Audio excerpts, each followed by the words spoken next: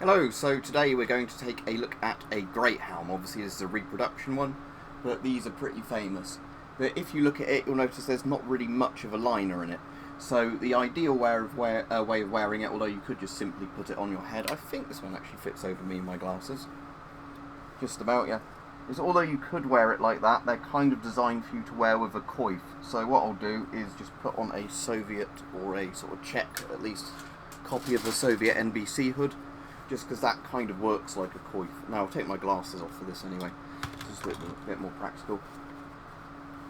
So obviously what these are designed to do is they'd normally be more of a padded material in the sort of medieval period, but it was just designed that you wore something like this under a helmet and it would just give your head a bit more extra protection. So I'll just leave that like that and then get the straps down. There we go. So it's basically just a very basic buckle on this one. So let's pop that over.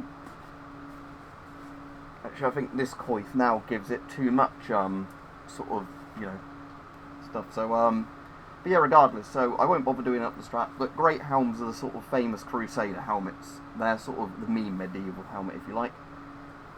Using one, not that practical, because you've only obviously got a small eye slit, which is good for not having your eyes get, poked out. But it means your field of vision isn't very good. So, if you're used to using any sort of modern helmet, even if it's something that has a restricted visor on it, like a ballistic helmet, you get a much better field of view on those. Breathing isn't actually too hard, just because you're going to have room under the helmet where air can come in, lots of room there where air can come in through the eye slots air will come in. So I think these helmets are normally like bits of steel riveted together, and then you normally had like the cross sort of cruciform shape on the eyepiece sort of front of the helmet.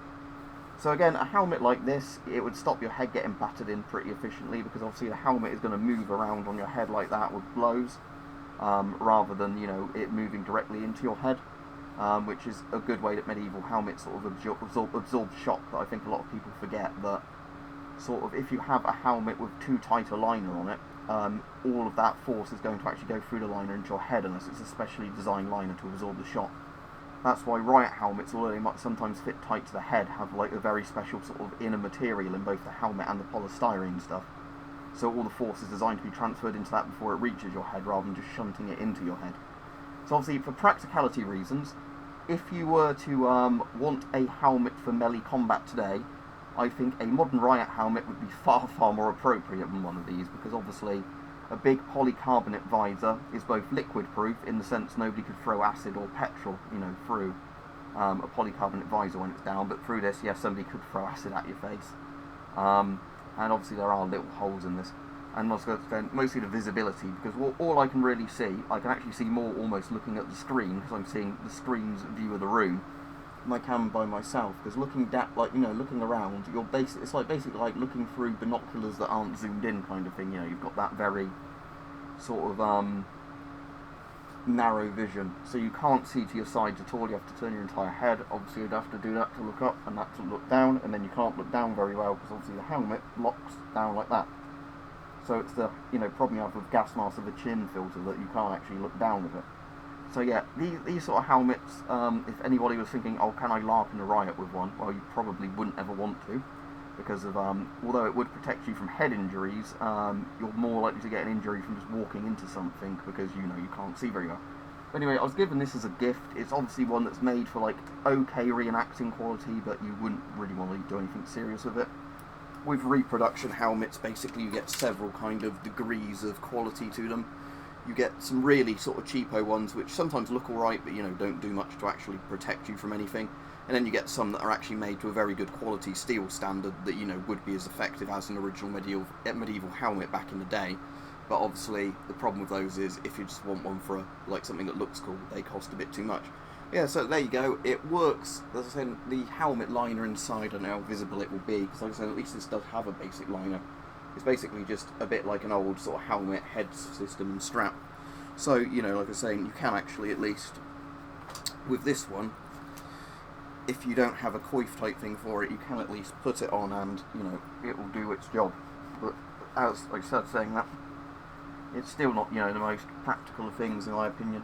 Even when you do it up, it's still a bit, sort of, like I was saying, I wouldn't say naff, but, it's, if you're used to modern helmets, you definitely don't want something like this on that's very, like you said, it's going to swing around a lot on your head, especially if you're running about. It'd be bouncing up and down quite a bit. But as I said, they are cool things. Max got me this for Christmas, so a big thank you to him for getting me this as a Christmas present. I do really like it, because obviously they are cool things. It's just obviously, yeah, because actually putting my finger up that sounds a bit wrong. But yeah, interestingly, it's about the length of my finger, so however long that is between the top of the coif and the top of the helmet. You can probably see by looking at the eye swaps. And that's basically because, yeah, it's designed so if a hard impact hits you on the top of the head, it's designed to go down a bit rather than the top of the helmet immediately caving in. Yeah, so a very nice Christmas present from Max. And yes, I do like these helmets, they're cool. But yes, if you wanted to use a modern helmet, so if you wanted to use a medieval helmet in a riot type situation, you probably want a Sallet type helmet, or Sallet, or whatever it's called, with the actual like flip up and flip down visor, because that's more like what riot helmets are like. But for practical modern day use against head injuries, a crash helmet like a motorcycle helmet, a good quality one, or a good quality riot helmet is far better in every way than using an old medieval helmet. But in terms of cool aesthetic looks, yeah, these old helmets look really cool.